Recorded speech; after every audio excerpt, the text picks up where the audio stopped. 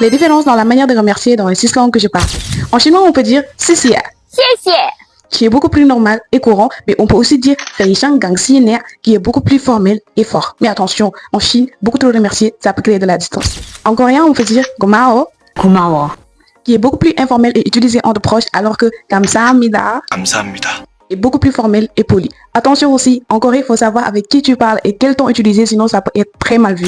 En anglais, on peut dire thanks, Thanks qui est beaucoup plus normal et casual, mais on peut aussi dire I really appreciate it, thank you so much, qui est beaucoup plus sincère. En anglais, on utilise des phrases beaucoup plus longues pour exprimer qu'on est vraiment reconnaissant.